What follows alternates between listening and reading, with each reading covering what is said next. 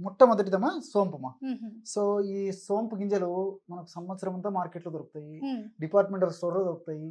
పెద్ద పెద్ద హోటల్స్‌లో అతిథి సత్కారంలో భాగంగా సోంపు గింజలను పెట్టేసేస్తారు. అవును.